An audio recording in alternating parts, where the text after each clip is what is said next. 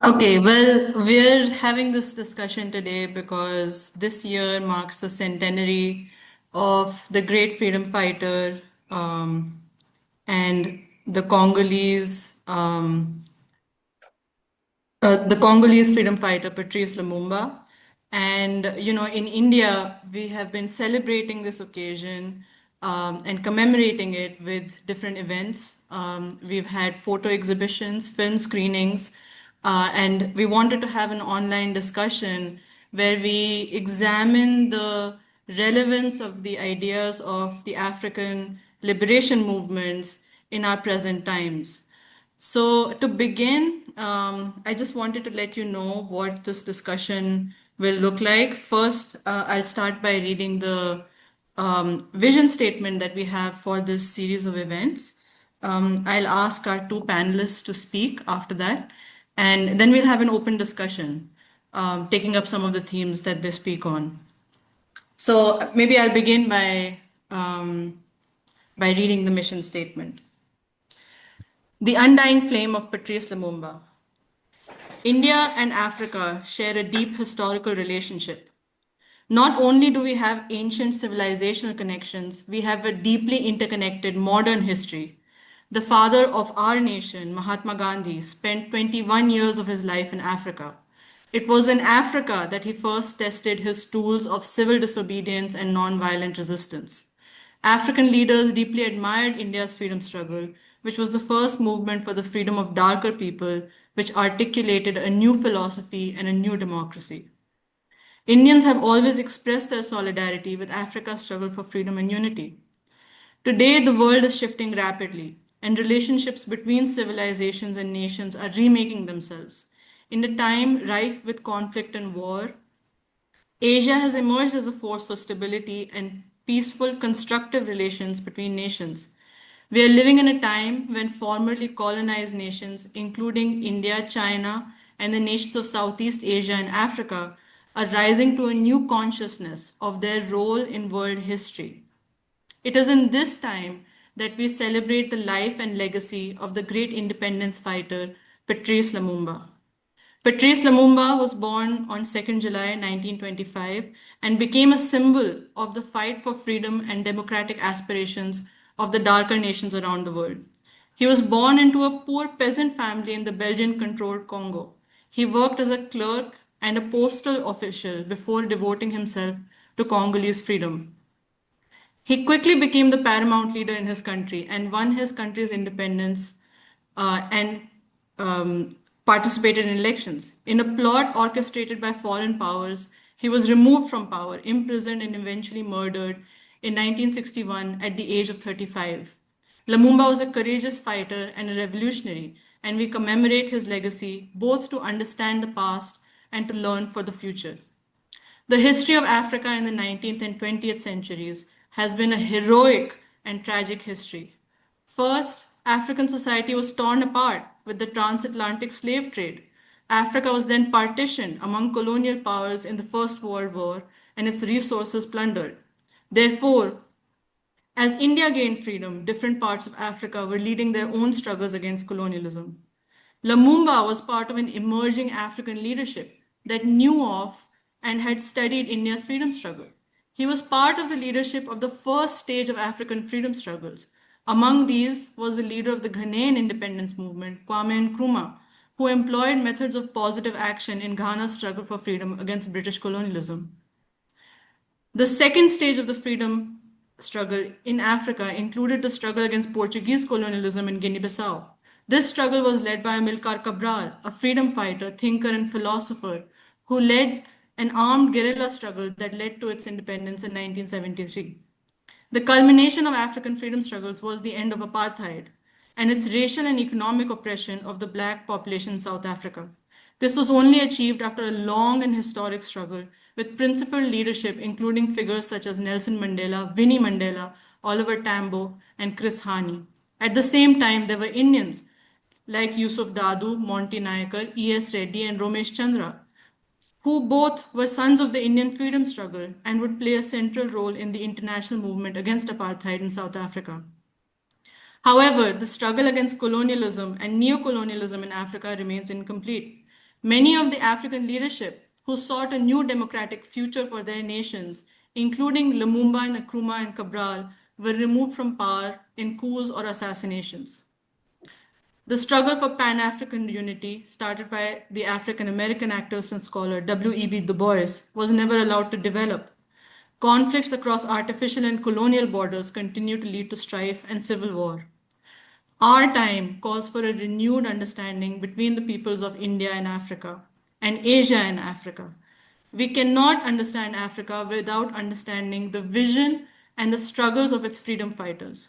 Therefore, in commemorating Lumumba, we celebrate and study five personalities who shaped in Africa's struggle for freedom: Patrice Lumumba, Kwame Nkrumah, Amilcar Cabral, Oliver Tambo, and W.E.B. Du Bois. The future of humanity will be decided by the democratic aspirations of the people of Africa and Asia.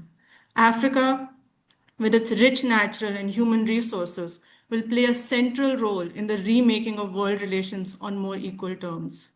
We call on the Indian people to know their brothers and sisters in Africa and to know better the ties of the struggle for human freedom that bind us together. The civilizations of Africa and India have known deep ties that were disrupted by colonialism, which must now be restored. Our commemoration of Lumumba's legacy is a part of this effort. So that was the vision statement for our series of events. And I just want to welcome all of you again to this discussion. And we have two speakers, two panelists with us today. The first is Professor Georges Nzongola-Ntalaja, who is a scholar of African politics and history. He has written the book, The Congo from Leopold to Kabila, A People's History, among several other books, and also played a role in the political transition in the Congo away from Mobutu's dictatorship. Our second panelist is Dr. Anthony Monteiro, who is a Du Boisian scholar and a long-term activist for African liberation. He served formerly as the secretary of the National Anti-Imperialist Movement in solidarity with African liberation. He is also the founder of the Saturday Free School for Philosophy and Black Liberation, which is still ongoing in Philadelphia. So with that, I'll ask our two panelists to speak for around 10 to 15 minutes, and then I have some questions, but we'll also open up the discussion to others. So maybe Professor Georges, would you like to start? Sure, no problem. Okay. Thank you very much for inviting me to this discussion. I am very pleased to know of your vision statement, which is excellent, and also the leadership of India in terms of giving African countries the strength and the courage to start the fight for independence. And India was our example for the whole world. And Gandhi, of course, and Nehru are people that we worship in Africa. We are extremely proud of their leadership in terms of ending the British Empire in Asia, and of course in the rest of the colonial period.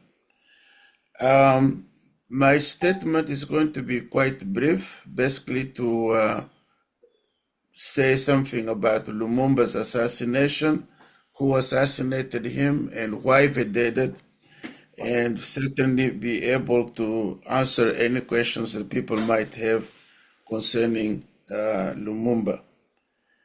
There cannot be a full restitution from Lumumba's murder. No amount of money or other form of compensation will do justice to the harm suffered by the Congo in losing a 35-year-old visionary leader who could have helped build a great country. No amount of money would be justice to his children after having grown up without a loving and supporting father to guide them through childhood, adolescence, and young adulthood. And the same goes for his wife and other relatives whose loss could not be mitigated by material acquisitions. Why is it needed from all the accomplices in Lumumba's murder is, first of all, an acknowledgement of the crime they committed against him, his family, the Congo, and Africa, an apology for the harm done in this regard, and an effort to honor the Congo's first democratically elected leader by promoting his legacy through schools, public education, and cultural events in all the countries whose leaders took part in this disappearance, beginning with the Congo itself. While the Sankuru region of the DRC, of the Democratic Republic of the Congo, is mostly known as the home of the Tetela people, to which Lumumba himself belongs, it is inhabited by people of other ethnic groups who ended up there either because of the activities of the Swahili Arab slave traders or those of Belgian colonialists. These groups include the Kusu of Maniema, the Luba, the Songe, and other groups from the Kasai region as well as the Mongo of Equateur. In addition to growing up in the multi-ethnic environment, Lumumba's formative years as a middle-class civil servant took place between 1944 and 1956 in Kisangani, then Stanleyville, one of the major cities in the Congo and area in other parts in a country that was really committed to ethnic diversity and not to working about one single group. In general, Congolese nationalist leaders were strong believers in the non-violence, and Lumumba was no exception. This is why they were all shocked by the mass uprising for independence on January 4, 1959, which erupted in Leopoldville, present-day Kinshasa, after members of an anti-colonial party were denied the right to assemble. Celebrated today as a Day of Martyrs, it was the first major outbreak of violence in the independence movement and marked a turning point for the anti-colonial struggle. Later on, these leaders understood that mass violence was a bargaining chip in their confrontation with the colonial masters, and the latter found it difficult to maintain law and order in the vast Congo once the masses had rejected colonial authority and were unwilling to obey colonial administrative directives. The Congo crisis cannot be understood without reference to the Belgian-engineered Katanga secession in collaboration with international mining companies, which recruited white mercenaries to join Belgian troops in backstopping the secession in Katanga. The UN refusal to use force to expel Belgian troops and the mercenaries led to a dispute between Prime Minister Lumumba and UN Secretary General Dag Hammarskjöld, who shared the same worldview as a major Western power and was very hostile toward Lumumba, as shown by his cable traffic in the UN archives. He was the single most important obstacle to the independence of the Congo, because for Dag Hammarskjöld, the colonial territories of Africa should remain part of the Western sphere and should not be taken over by the Soviet Union. In their mind, they didn't think that we Africans can take care of our business ourselves, that we have to be controlled by somebody else, which was total nonsense and racist at best. We do get a glimpse of this vision from post-colonial Congo in several of the major speeches and letters that Congolese and other leaders have made. While preoccupied with the unity, independence, and sovereignty of the Congo, due, of course, to the counter-revolutionary situation facing the country from July 10 to July 11, 1960, the Belgian military invasion in the Katanga secession, respectively, this main concern was how to transform the inherited structures of the state and the economy in order to improve the quality of life of ordinary Congolese. Like Amilcar Cabral, Thomas Sankara, Steve Biko, Lumumba's martyrdom transformed him into a powerful symbol, Lord's force but continues to inspire radical movements across Africa. In our service, we believe that our people should continue this process because for Lumumba, he was assassinated, as you know, because of the fact that he did not want to have the former colonial powers and the United States to dictate us how we should run our countries, how we should manage our resources, which are abundant. Our country is one of the richest countries in the world in terms of minerals, forest, land, and many other water, and so on. It is up to us, Africans, to make sure that we follow the teachings of Amilcar Cabral and knowing our own weaknesses and finding ways to overcome them. And those of Kwame Nkrumah and collective continental security through an African military high command. We need our own equivalent to NATO to ensure the security of our people and of our endangered progressive leaders. As a matter of fact, to sum up Lumumba's personality and what his vision was, Lumumba was a person who was committed to using the fabulous resources of the Congo, the wealth of our countries, to improve the living conditions of African people, not only in the Congo, but across the entire continent. As a matter of fact, when he held a conference of Pan-African people in Kinshasa in August of 1960, he gave up with a whole program of how Africa can really improve itself and Africa can be in control of its own territory and not from outsiders. So he was not a communist as the Western countries trying to paint him, but he was a person who was committed to the independence of the African people, like Kwame Nkrumah.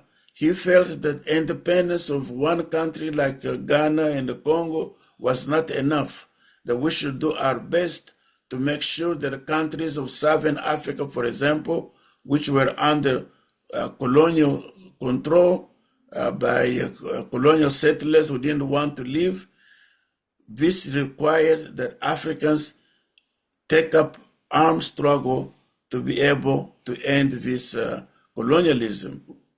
And we did our best in providing money, providing security, in providing whatever was needed so that these people can go forward. And so Lumumba was assassinated by the Belgians with the support of the Americans, and of course with the involvement of Congolese leaders who were against Lumumba, who felt that getting money from Uncle Sam in Washington was better than working with Patrice Lumumba to make sure that the Congo become a big country, a country that can really help Africa move forward. Thank you very much. Thank you. Doc, would you like to give your comments? Yes, and thank you very much, Nanditha, and congratulations to you all and the intercivilizational dialogue for peace. And, just to say, as you know, we're all so proud of the work that you all are doing in India and in particular in Bangalore. And I think it will bear fruit in the not that distant future. But I think to celebrate Patrice Lumumba and to be invited is a great honor to be a part of this. Of course, I am going to look at Lumumba, uh, the history of the Congo, and of Pan Africanism from the standpoint of the United States and the current crisis of the United States, because, I believe that the further we get from the time that Patrice Lumumba lived, the more clarity his life brings to world events. Uh, we felt in the African American community, although I was a teenager at the time, we felt the assassination of Patrice Lumumba very deeply. We looked upon it as a blow against the anti-colonial struggle in Africa, and we saw it, and increasingly so, as the West speaking out of both sides of its mouth, claiming to be for anti-colonialism and democracy, while preparing through the CIA, the British intelligence, and of course NATO, to carry out coups and assassinations of African leaders, saying in effect that the West was not interested in real independence, but were interested in establishing a new order, a neo-colonial system, and Africa would be a fundamental foundation of this. In 1963, in November, President John F. Kennedy was assassinated. And when Malcolm X, after giving a speech in New York, was asked, what is your view about the assassination of John F. Kennedy? Malcolm said it was an instance of the chickens coming home to roost, by which he meant that the assassination of Patrice Lumumba was now being actualized with the assassination of an American president. And I would just extend that observation to the over 60 years since the United Nations General Assembly declared 1960, ironically, that is the same year that Patrice Lumumba became the prime minister of a new Congo. The UN General Assembly declared 1960 the year of Africa. However, the Western countries were committed to guaranteeing that there would never be the substance of independence, economic independence on the African continent. And in a lot of ways, 65 years later, after the independence of the Congo, in a certain sense, the political instability and crisis of the United States, to use Malcolm X's words, is an instance of now the chickens coming home to roost. The wars, the destabilization, the assassinations, especially of African leaders, at every level, and the attempt to control the world and to control the wealth and labor and intellect of Africa now is coming home to roost. And for people who are not intimately familiar with the situation in the United States, we look like we are in something close to a civil war. The political sides are that antagonistic. But I think that we can speak of and think of Patrice Lumumba perhaps as the first martyr in what is this continuing struggle against the global neo-colonial system that the West wanted to replace, and especially the United States here, to replace the old colonial empires with a new global neo-colonial system. This has been a very difficult struggle because whereas in the old colonial system, it was very direct. You knew that the Belgians controlled the Congo, that the British controlled Nigeria and Ghana and Sierra Leone, that Liberia was under the foot of the United States, even though it claimed to be independent, and that South Africa and Zimbabwe and Namibia and the Portuguese colonies of Angola, Mozambique, and Guinea-Bissau and Cape Verde were controlled by what appeared to be settler colonial regimes, or the Portuguese, but in fact were controlled from the centers of finance capital, especially in the United States. And here we're talking about Wall Street banks, which have now evolved into these behemoths of world finance and investment and trade. We're talking about not just banks in the old sense, but investment banks, hedge funds.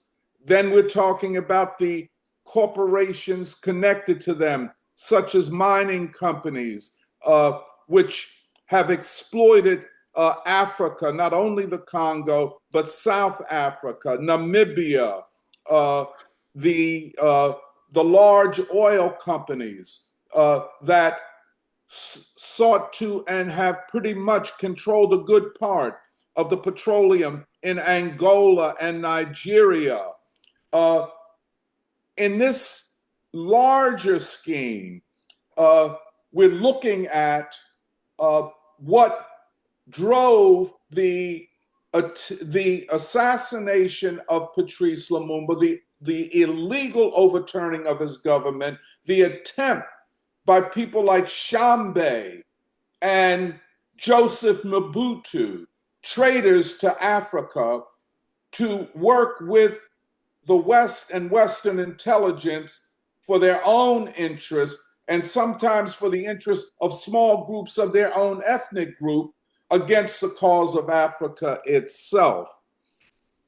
A lot of times, and I'll perhaps end just on two more points, we talk of the Cold War, and it's talked about a lot, the Cold War, the end of the Cold War with the collapse of the Soviet Union. But why was there a Cold War?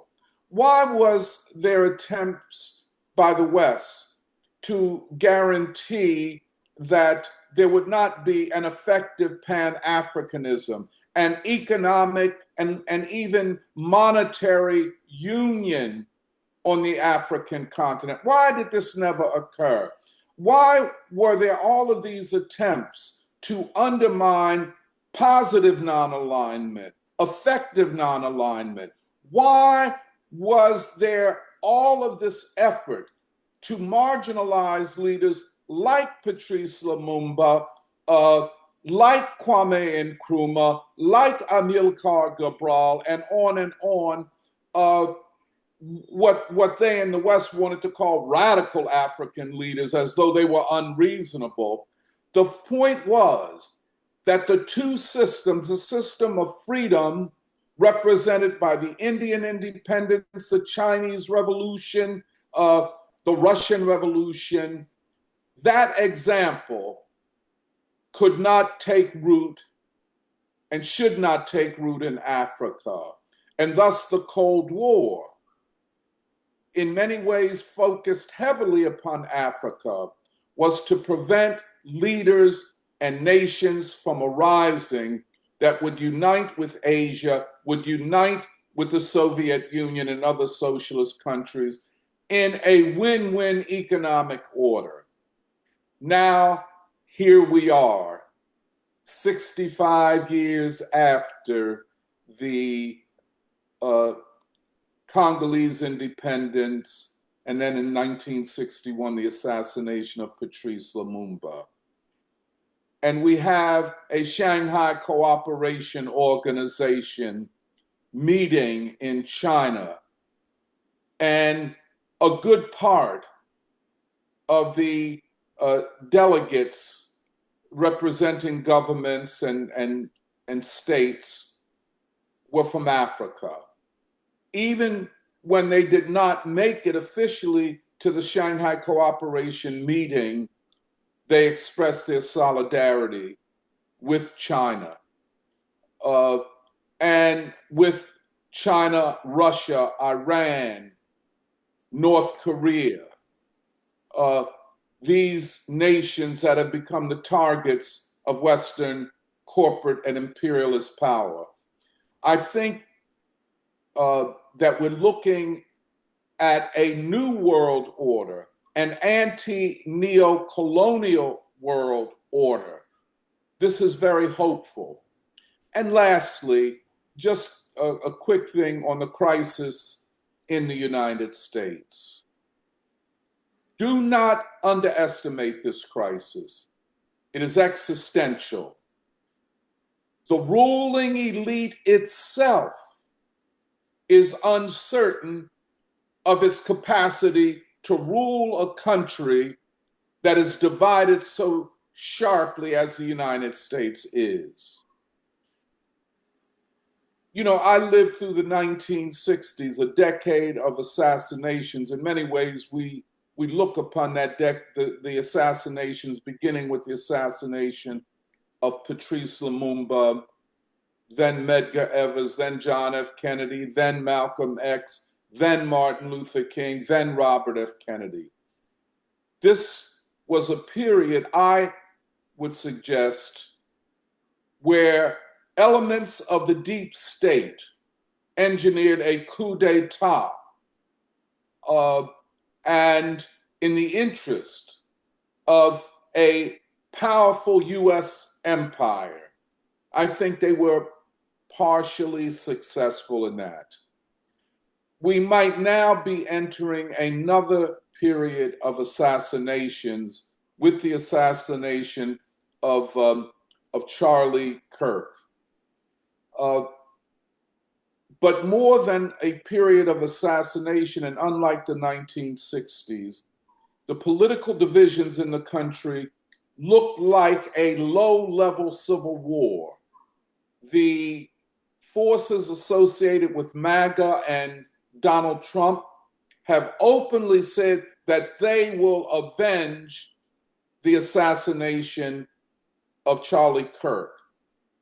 They blame his assassination on the so-called left and the rhetoric and, you know, the liberals, in effect, calling Trump and his allies fascists and so on. And they say their rhetoric created the psychological conditions for the assassination of Charlie Kirk.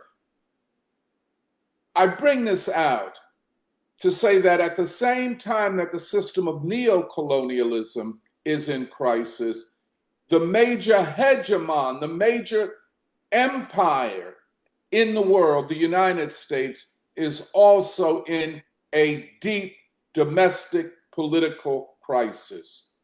The question for us is, where do we go from here? And perhaps that can be part of our discussion. So thank you very, very much, Nanditha. Yeah, thank you. Thank you, Doc. Actually, you brought up many of the things that I wanted to touch on in the discussion. And I think that, you know, it's important in this time for the people of the world to realize that unlike the time when Patrice Lumumba was there was this rise to power, but then also his assassination, when the Western nations, when American imperialism was basically ascendant. Now we're seeing a period where the US is in crisis, economic and social crisis, you could say civilizational crisis. And as a result of that, the systems of neocolonialism are under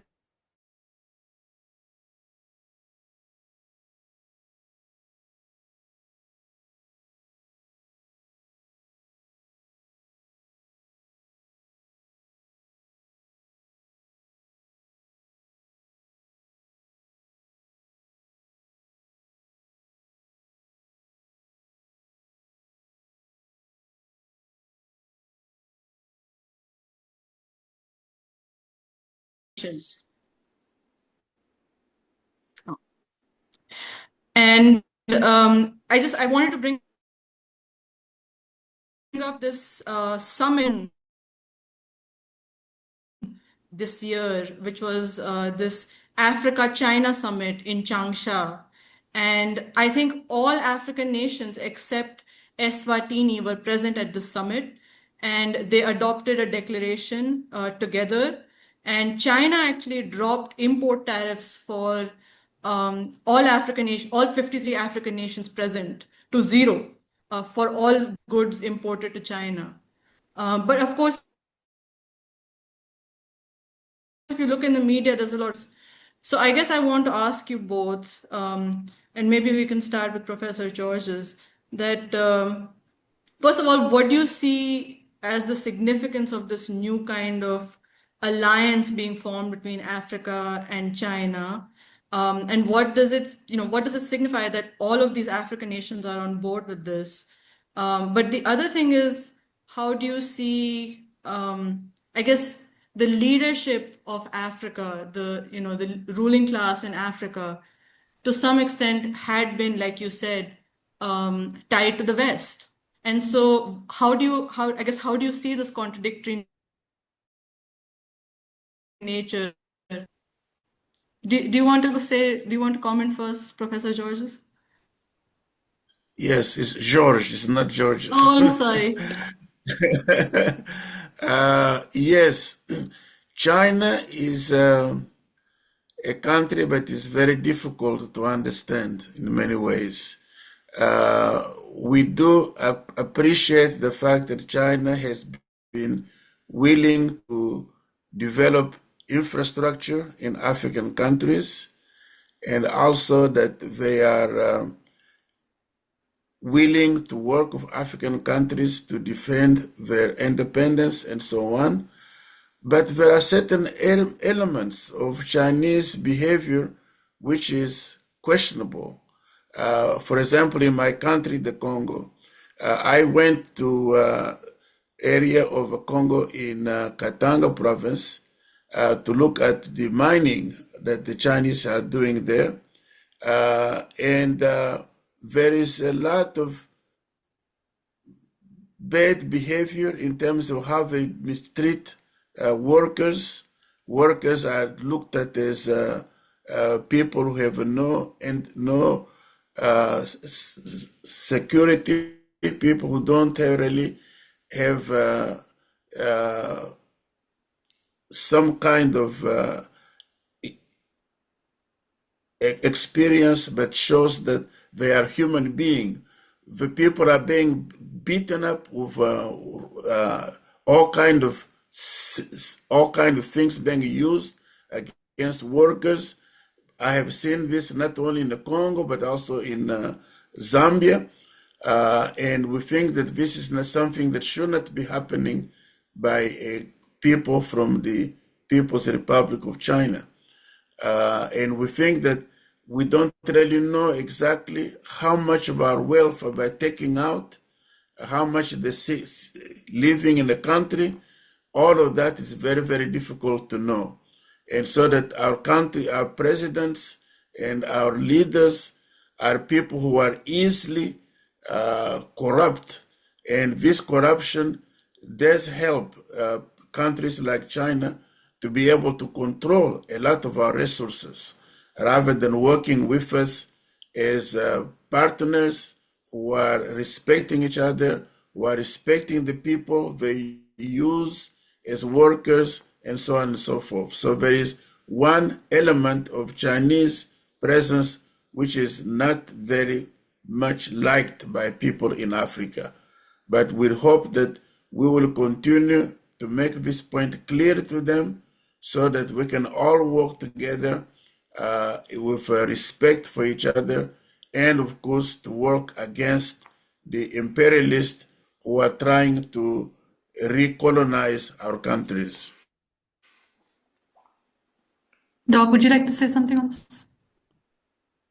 Yes, I would. I think we need to keep our eyes on the prize. What we see is a disintegrating global neo-colonial system that enslaved Africa as much as classical colonialism did, if not more. And Africa, the Congo, Zambia, Angola, Nigeria, Burkina Faso, Mali, Guinea, Ethiopia, Egypt, South Africa. Africa is a vast continent that was partitioned in 1884. So it seems to me that there are two tasks in the global struggle. One, to effectively unite Africa, which means I would think, like Muammar Gaddafi suggested, a gold-based African currency. How that comes about, we'll have to see. That's one thing. But then to secure allies among Asian and Latin American countries. Although I can't, I have no evidence, I've not been to the Congo, I've never been to Katanga.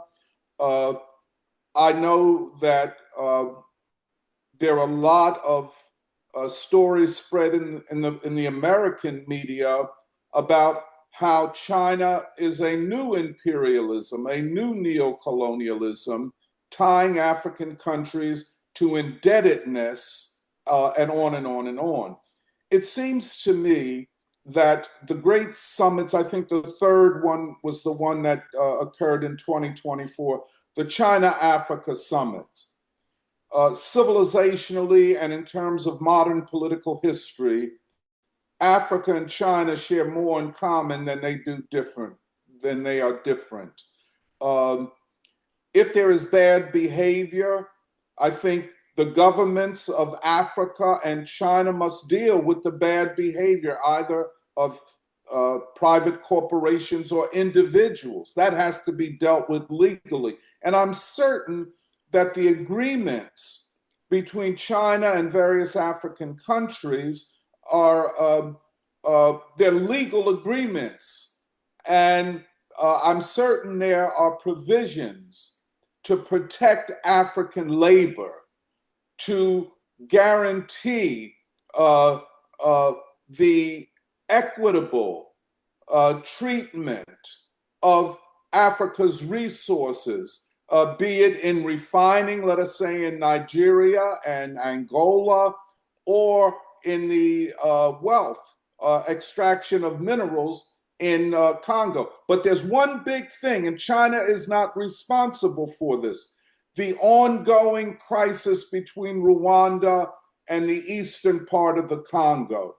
I personally believe that that ongoing, now more than 20 years, war is more about destabilizing this minerally rich part of the Congo and making certain that Western mining and financial corporations still have their control. But my last point is this. I don't think there's any alternative, especially now, for a united front of all forces fighting against neo-colonialism. Nanditha, you know, we talk about India and the Modi government all the time. hoping, and now it seems that something is coming to fruition, that the Modi government would move away from its reliance upon the West and the United States and Israel and join the forces of peace and anti-neocolonialism.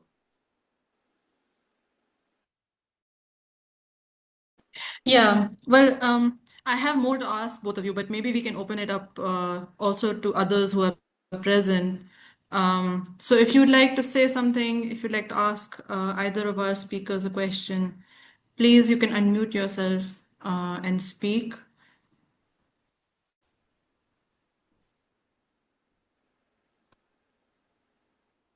Maybe Raju, you'd like to start our discussion?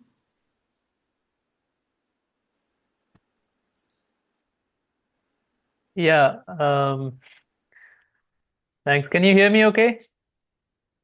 Yes. Yeah, I'm sorry, the electricity here went, so I'm not switching on my video. But yeah, I guess, the what I wanted to ask, I guess, is building up on what was just discussed, which is I mean, what was laid out in the presentations is, or as Dr. Monteiro was saying, a crisis of the West, which then simultaneously is a crisis of the neocolonial order. And Yes. I'm wondering if we go back to that time, and you see, Kwame and Nkrumah talking about neocolonialism, but then seeing the struggle against neocolonialism in this fight for Pan-Africanism. And of course, then this idea coming out of the Bandung Conference of Asia and Africa together. And it seems to me that now the crisis of the West makes not only this more possible, this Pan-Africanism, Pan-Asianism, this Afro-Asian unity, but also maybe help resolve some of the domestic, I mean, many of the domestic issues in these countries, because a lot of them, I mean, as was being said, you had a lot of leaders who betrayed the struggle for Africa. Um, and then, and so in that, I see these two as really linked, that the crisis of neocolonialism and the struggle for Pan-Africa, Pan-Asia is very linked to the question of economic development, the question of industrialization, that a lot of the African Asian countries see. So I guess maybe a bit more of a comment than a question, but I'd like to see the response of the speakers to that.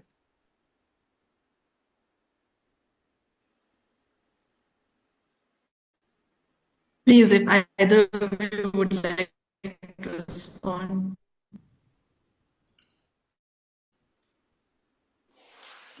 Yes, one comment.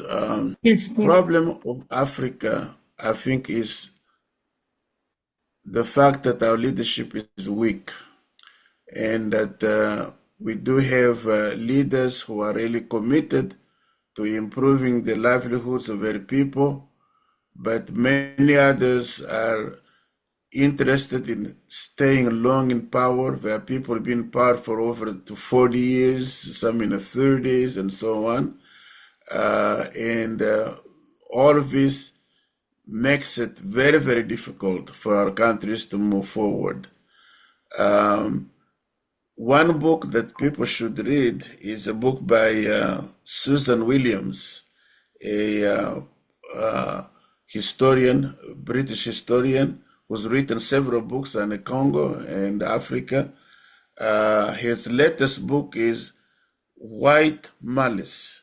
White Malice, the CIA and the covert recolonization of Africa. That book is looking at two countries, Ghana and the Congo. In Ghana, it looks at why Nkrumah was overthrown in a military coup d'etat sponsored by the United States and Great Britain in February of 19 1960s. And why was Nkrumah overthrown? Basically because the Americans were afraid that he might be too close aligned with China and the Soviet Union, and also because he was interested in developing power, especially electricity. And of course, he also interested in nuclear power, not in terms of doing nuclear weapons, but in terms of providing a better life for the people of Ghana and, of course, the neighboring countries. It's very ironic that the United States, that was so much concerned about Nkrumah's interest in nuclear, was helping the right-wing racist white in South Africa developing nuclear weapons. And of course, they did destroy those weapons when Nelson Mandela took over. Nelson Mandela agreed to have the nuclear weapons of South Africa destroyed. But of course, the United States didn't care didn't want African countries, black people, having nuclear power, but they were helping the racist South Africans to develop nuclear weapons, showing you the racism of these countries in terms of how they look at the world. The case of Congo, of course, I've already talked about it in terms of killing Lumumba, because they saw him as someone who was not going to allow the Western world to recognize Africa as they wanted after independence. And so the challenge that we face in Africa is to make sure that we have a leadership that is really committed to doing what is best for African people, to work with countries like India and China and others with respect for each other, and making sure that we are working so that the world as a whole can move forward in a way that everybody is respected and so on. Thank you. Yeah, if I could return to something that I was trying to establish in my opening remarks, and that is the interconnectedness of the Cold War and the global neocolonial system. That global neocolonial system had its deepest roots in Africa. That is why perhaps more African leaders were assassinated, more coups, more ethnic civil wars than anywhere else in the world. And I would say, yes,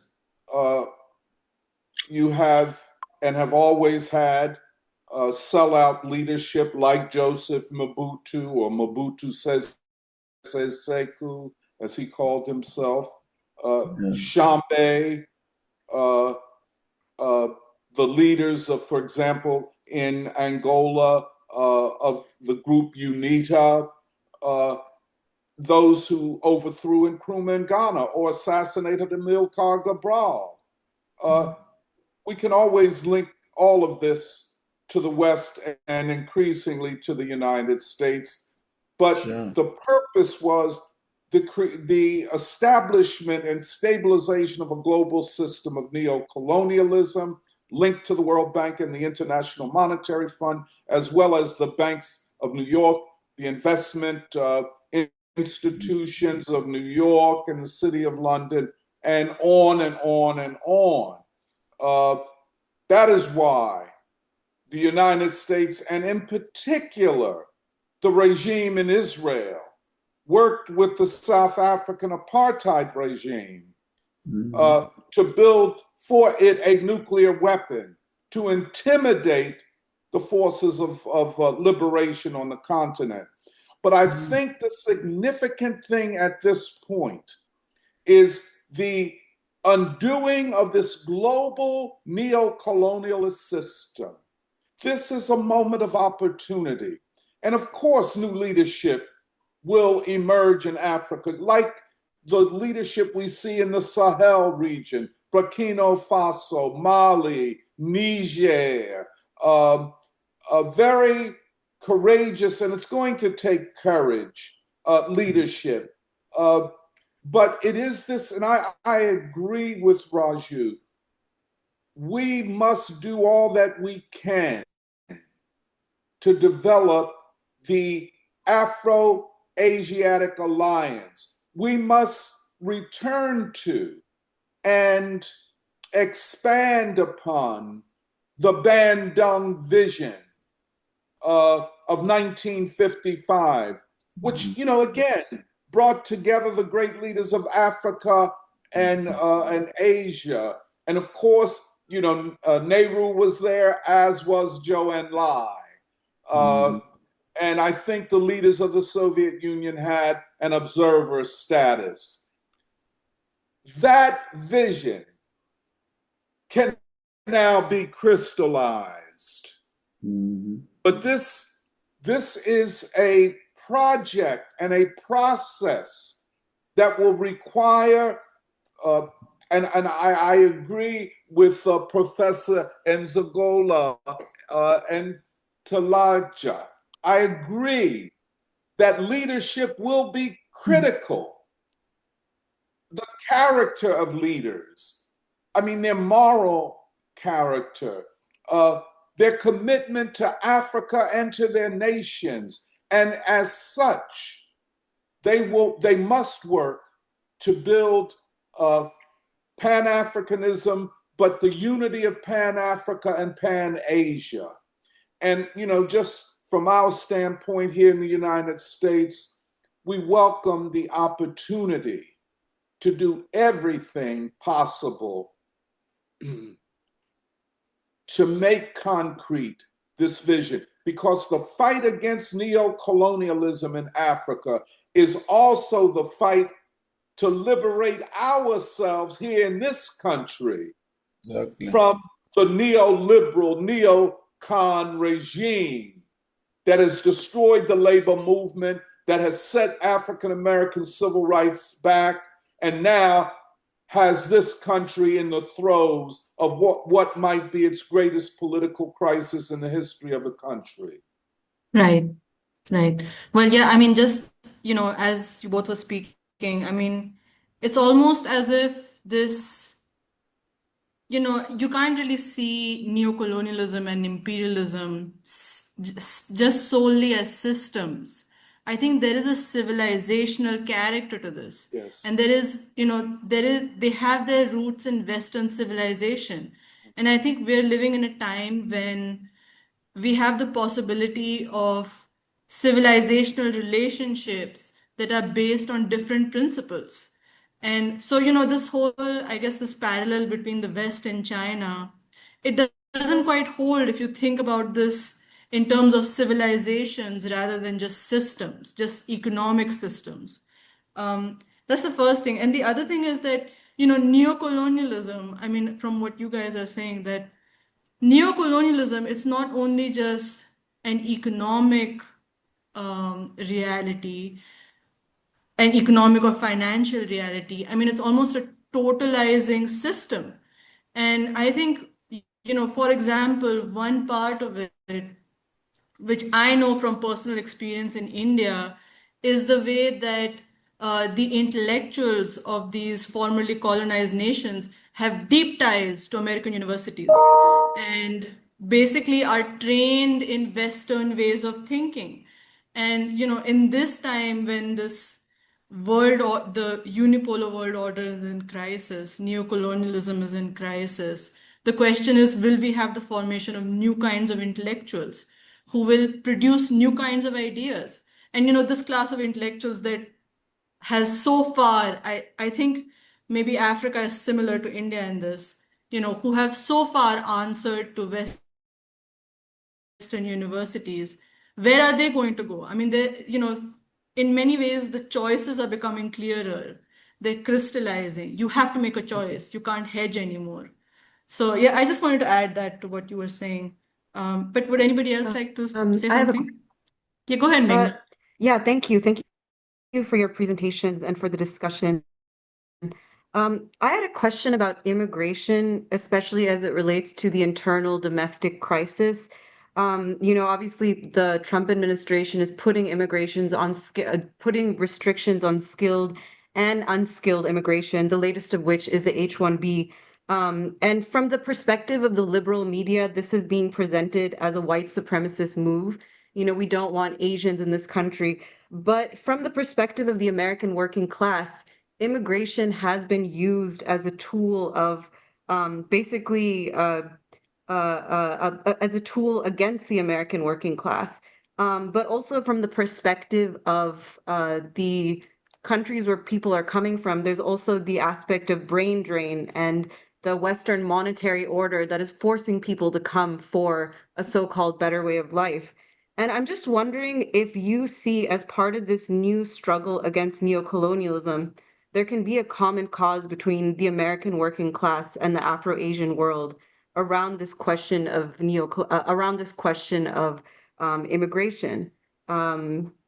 Yeah, because I think the way it's being spoken of now is extremely unprincipled, and I think it's very important to always root ourselves in this history. So I'm just wondering if you have any comments about that. Well, I do. I mean, if you don't mind, I think that is one of the most important political questions in the United States, immigration. And one is does not have to be against immigration to be against the type of open borders immigration that a big part of the neoliberal elite has championed. In other words, I mentioned, well, first of all, the waves of immigration are the effects of the global neocolonial system and the neoliberal world order. The impoverishment of people, let us say in Central America, El Salvador, Nicaragua, Venezuela, other places, and you make life so intolerable in their countries that they have to come to another country where they can at least make a living. But then at the same time, the same people who have advanced the conditions that have impoverished so many countries, Haiti, I can mention, and many African countries, the same forces that have led to that poverty through the neo-colonial system have also attacked American labor. And so now they have two groups, the American worker, including the Black working class, who have been impoverished over the last 40 years. And then you get people coming from countries that have been impoverished by neocolonialism. So now they're both groups in the United States competing for narrowing pie. The United States needs and has always needed immigrants, and that must continue. The United States needs now more than ever technical minds and so on, especially from Asia, to help the American universities and to lift us out of this, what is really a technological stagnation. However, we cannot, in terms of elite, highly educated immigrants, we cannot allow their coming here and being bought off and doing damage to the nations that they come from. In particular, let us say India, where often their educations have been supported by the Indian government, or they were educated in Indian universities for almost free, and now you come to another country and abandon the country that invested so much in you. That cannot be permitted. There has to be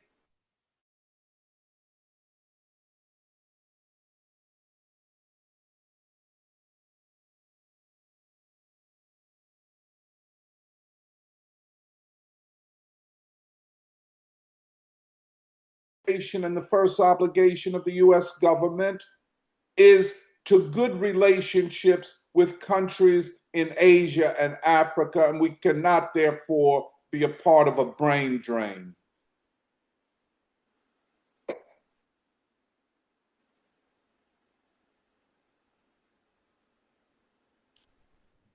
Neta, you're on mute. You're on mute, yes. Oh, I was saying, Professor Zongola, would you like to say something? No, I have nothing to add. Okay, then maybe I'll read there's a question in the comments. Maybe I'll read that. Anu, who's in Bangalore, she says, do you think that neocolonialism in Africa is also linked to the modern debt slavery of the central banking systems, which work in organized ways to remove emerging visionary leaders like Gaddafi? And is that debt slavery not just connected to Africa, but rather the whole world? Yes. I'll let Professor Nzongola. Yes, I'll make a few comments. Well, the assassination of Gaddafi by the NATO powers was a good example of how the Western world does not want Africa to come together to have a single monetary system as Gaddafi wanted, and to get away from the French control of its former colonies. As you know, the France survives as a country because of its control of the former colonies in Africa. For many years, they decided who should be president and who should not be, and they control the money of those countries. As a matter of fact, the money of these countries is being controlled from Paris and not in Africa, and the French have all control over the economy of these countries, and Gaddafi was a person they didn't want to see, because he wanted really Africans to work together so that we can be truly independent and use our resources to move forward and not to depend on the former colonial masters.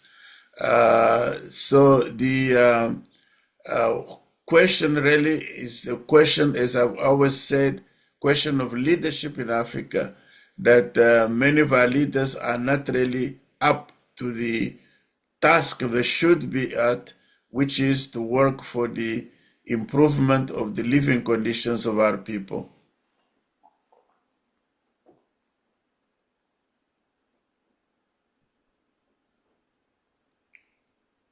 General. Thank you both for the presentations. I wanted to build on what was already discussed and I guess look at the world situation, but ask a specific question related to what we're talking about. But my first observation is that I guess we're living in a time when, as we said, the US-led world order is collapsing.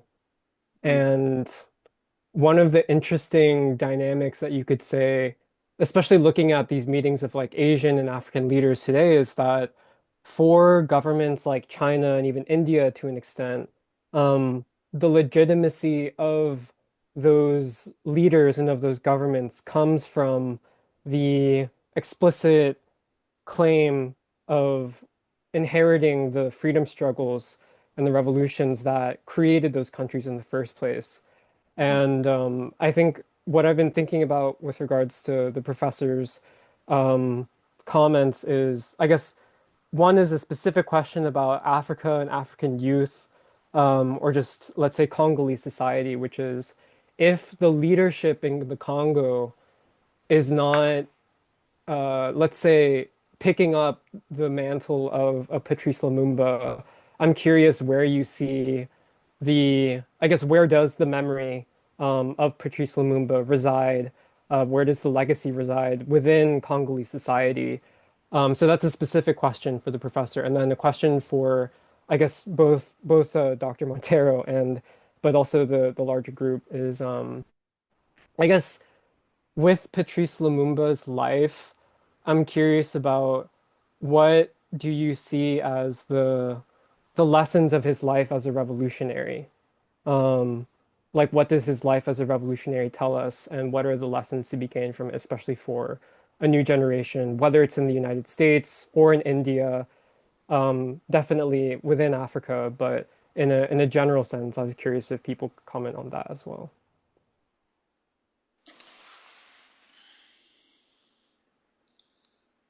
Please go ahead. Uh, Either of you, whoever would like to speak. well, let, yes, go ahead, Professor. I'm sorry. no, you can go first. Well, um, for me, this is the best of times and the worst of times. Again, the United States is in an existential crisis, but not only domestically, a crisis of legitimacy, a crisis of the state, but in its world relationships. World humanity looks more towards China than it does towards the United States. And this has nothing to do with what a lot of academics call a Cold War imperative. It's not that at all. It's the joining of forces who are fighting for common objectives. I think it was Agostinho Neto, the leader of the independence movement in Angola, who said that international solidarity is the unity of forces fighting for common objectives. And I think in every instance, I think youth, young Africans, young African Americans, young Americans must find our place in a world that is going through dramatic change. And if we, the progressive forces, are successful, future generations can then be about the positive vision and the positive task of building peace, industrializing economies, infusing all of this new technology, AI and other technologies, into building the economy of Africa.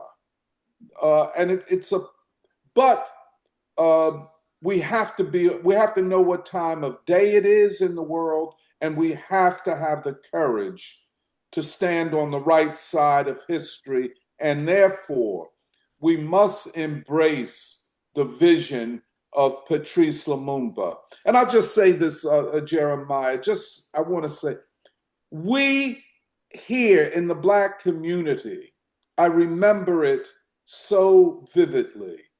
We mourned and grieved the assassination of Patrice Lumumba, this bright, charismatic, articulate leader, as though he was one of ours. Mm-hmm.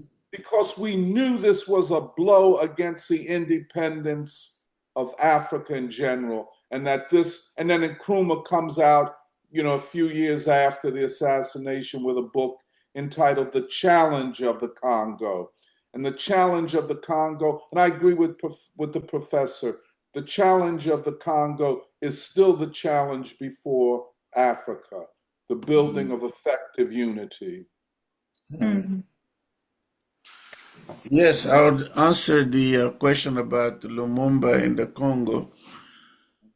As I indicated in my statement, Patrice Lumumba was the first Congolese leader to work for national unity. He created a political party that was national, that went against tribalism, against regionalism, and one that called for all Congolese to unite. And this idea has been the most important idea that Lumumba has left for the Congolese people. As a matter of fact, there have been people outside of the Congo and even inside the Congo who want to split up our country into smaller pieces. As you know, there was the secession of Katanga, of Chombe. There was a secession of South Kasai, of Kalonji. And of course, some people think that we should divide the country into different provinces and different small countries because many people outside of Congo, especially in the Western world, they think that our country is too big and it can't govern itself. All of that because they want to take over our mineral resources and other resources. But the people of the Congo as a whole, the people of the Congo do not want divisions. All of them are for unity. Nobody wants to see the Congo divided anyway. So again, that is a major legacy of Patrice Lumumba, that national unity is the very, very important. And the spirit of Lumumba is still very, very strong. There have been lots of political parties and so on, and the Lumumba group is not as strong as it used to be. But the idea is there, and those of us who are Lumumbist have done our best to write about Lumumba, to try to educate young people. Every time I'm in the Congo, I try to meet young people to talk about Lumumba and so on. And so the Lumumba's spirit is still there and it will continue. Thank you. Maybe we can take our last two. So Anu, you have your hand up. Would you like to say something? And then I'll ask Purva. Yeah, I would. Yeah. Can everyone hear me? Yes. Yes. Okay, thank you. The question that I had was also related to the economic question that I had asked earlier.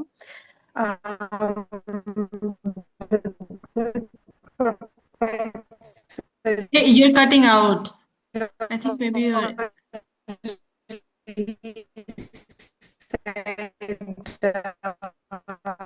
There's Oh, I think your internet is not good, Anu. Can you I try was again? muted. Yeah, I switched off my video. Maybe you can hear me Okay, now. yeah. It's Yeah, better sorry now. about Yeah. that. Go Okay. ahead. So my question was regarding the statement Professor George made, saying that there is somewhat of a dearth of leadership in Africa and something like a lack of unity within it. And I just wanted to circle back to the question of economics. What does he think of the latest rising of Ibrahim Traore in West Africa? And do they feel that the BRICS unity and alliance is somehow going to shake up this economic debt slavery that we're all living under, and what role Africa may play moving forward? And then my third question, if there's enough time or not at all, but it's fine, is rather to say, how do we move from discussion into action in bringing about unity? Because I think if the larger NATO powers and so forth, according to my research, boiling down to some 8,000 families in the world at the apex of this control structure, are to be dealt with in an effective manner, then they are focused on separation of whether the Congolese state or any region of the world between Slavic brother and Slavic brother, like Ukraine, Russia, or North and South Korea, or India and Pakistan, or all the different types of separations that exist. How do we bring about unity? Because that seems to be perhaps one of the solutions. Maybe too many questions, whichever you want to answer is fine, because I know others may have as well. Thank you. Yes, and the Sahel countries, we are extremely happy to see what is happening in Burkina Faso, Mali, and Niger. These are very, very interesting experiences. We hope that they will succeed in making their countries extremely independent. I think they have made it possible that France has to leave their countries. We don't have French armies. We don't have French control of their economies and so on and so forth. As a matter of fact, France is in real trouble now because they depended tremendously on electricity from Niger because of Niger's uranium, which they used. And now Niger is beginning to have control over the resources and make it very difficult for the French to control everything as they used to do. Burkina Faso was the first really to take a very strong position that our country is an independent country and not a colony of France, and they're able to do it what they want to do. Mali the same way.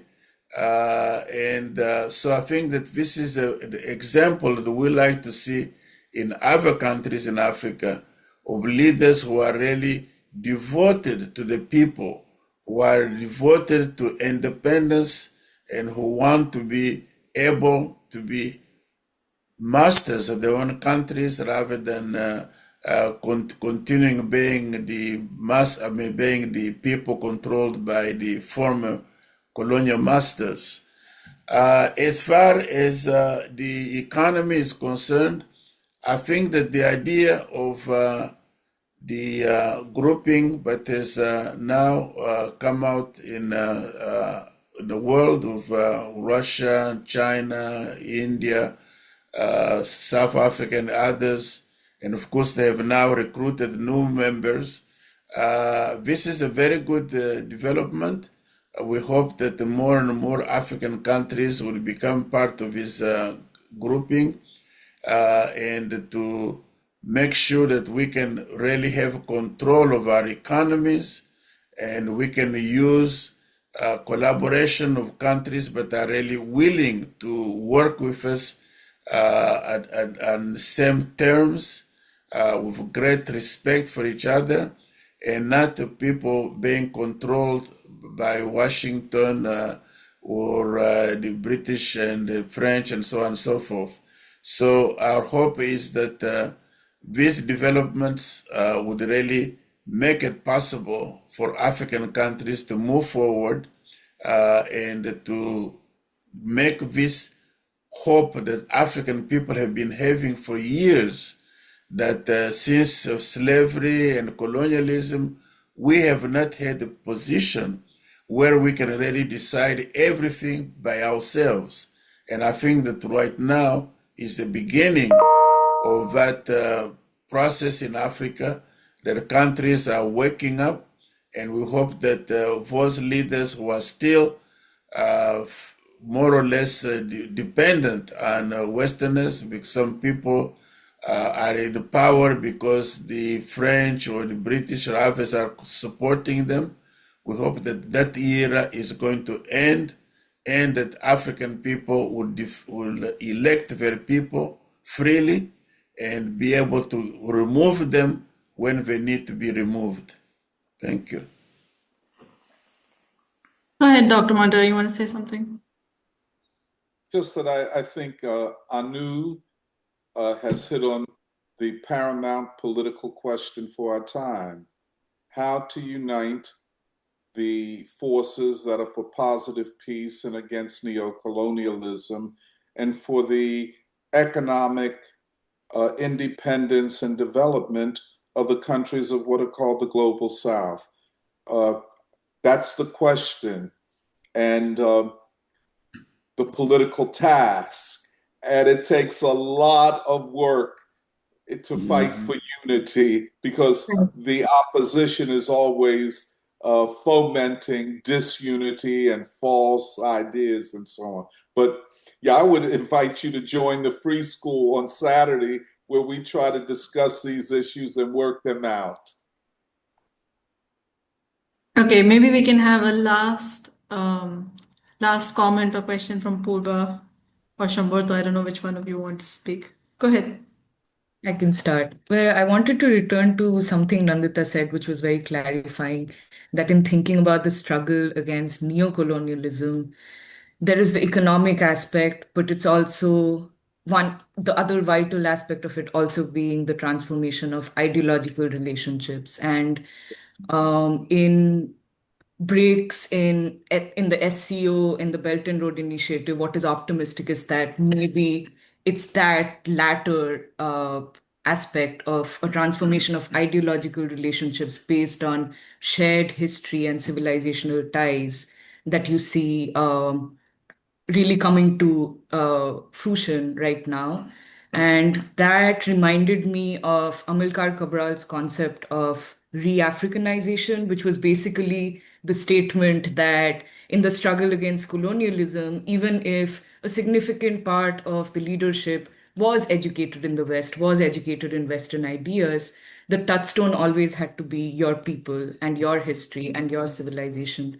And I think this is also related to the question of unity, because to me, it seems like that is the most compelling grounds for unity to be achieved.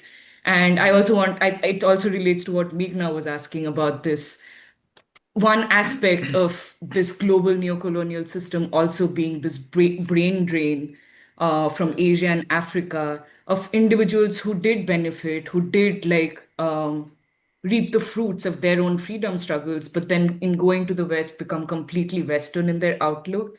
But I would just like to add to that today, I think as a result of this global system, it is possible to never set foot outside your country and still be completely Western in your outlook. And this is where I feel like the question of the crisis of the US becomes so important, because this 80-year long ideological consensus propped up by the American ruling elite, but also the American university about freedom, about democracy, about peace, how are you to even think about these things, is actually in front of our eyes collapsing. And I feel like that should make this process of re-Africanization or re-Asianization much more feasible, because I think it is evident to everybody in the world that the West has failed in its, claims of being able to lead the world towards the future. So I just wanted to say that and see uh, if anybody would like to comment. Oh, and then Shambarto Yeah, has. I just wanted to add briefly, if I may, that to build on what Purva was saying, and also to go back to something that has been talked about, the civilizational nature of the crisis today. Like what I wanted to say, and maybe also ask Doc and Professor George, is the role of really the role of Afro America at in this time, because I think the time that we are talking about the liberation movements of Africa and also in Asia, there was this consensus that the leadership not just had to the leadership that emerged from the people had to really study the West on on their own terms.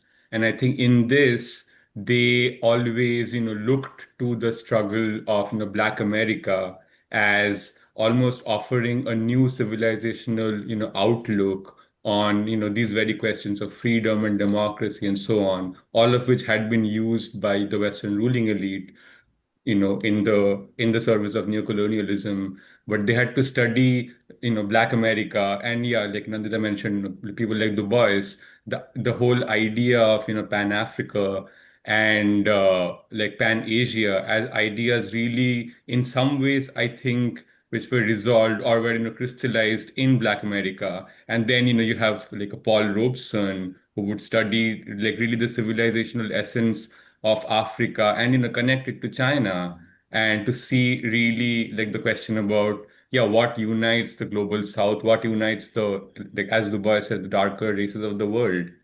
And like just last night I was reading this poem by Lumumba, titled "Weep, O My Black Beloved Brother." And in this poem he sort of he looks at like really the long history of what has been done to Africa in the last 400 years. And the resolution that he finds in this poem is he talks about where, like, how the slave trade led Africans, to the land where, the gold, like, where God is cotton and the dollar is the king. He's talking about slavery. And he comes to terms with how out of this struggle in Afro-America, something like a new world music emerged. He talks about jazz, and he says that, from this you had you first had something that come up from the darker races and of the African peoples who were enslaved and brought to America. You had a new civilizational outpourings which challenge fundamentally the West and white civilization.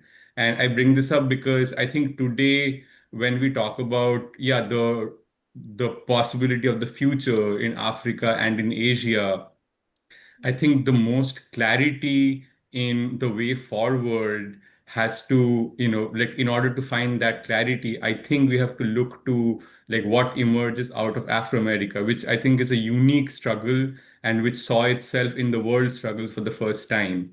And this required this, intercivilizational, dialogue and communications between, the rest of the world. And I wanted to bring this up because I think this is something that I think about all the time, about what we try to look at today in finding ways forward for the world. Okay, thanks, Shambharta and Purva. Professor Zongola, would you like to say something in response? Sure. Yes, and the African Americans, we in Africa, we owe a lot to the African Americans and, of course, the Afro Caribbeans as well. As a matter of fact, Pan Africanism came out of the islands and the United States with people like Du Bois. And as you know, Martin Luther King and his wife went to the ceremony of independence in Ghana in 1957. And the African people like Martin Luther King and many scholars and artists looked at Africa, the struggle in Africa, as something similar to the struggle in America against racism and, of course, the struggle in Africa for independence.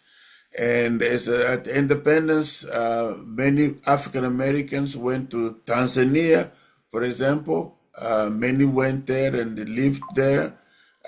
Same thing in Ghana, and Ghana continues to make it possible for African Americans who want to move to Ghana to go there.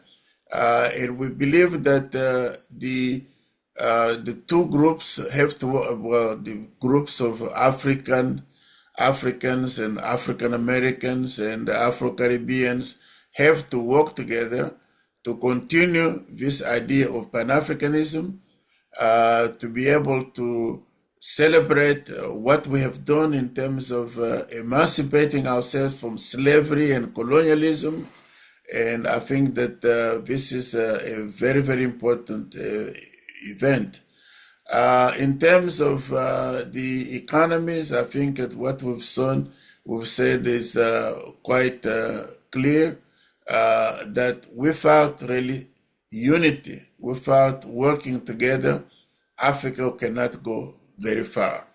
We must do our best using, for example, the BRICS is one new grouping, but has the ability, but has the resources to be able to help poor countries in Africa to move forward and to try to find ways of doing a way that our resources are used for the good of our people. Thank you. Hey, Doc, you want to say something in response? Not really, only that I agree very much with Purva and Sambarto in their words, and with Professor George. Okay, well, I I just wanted to say about something Jeremiah had brought up earlier about Lumumba and his memory.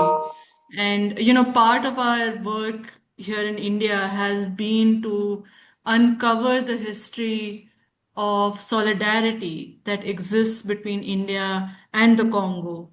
And, I feel that commemorating figures such as Lumumba is important because it shows a new way of doing politics, principled politics.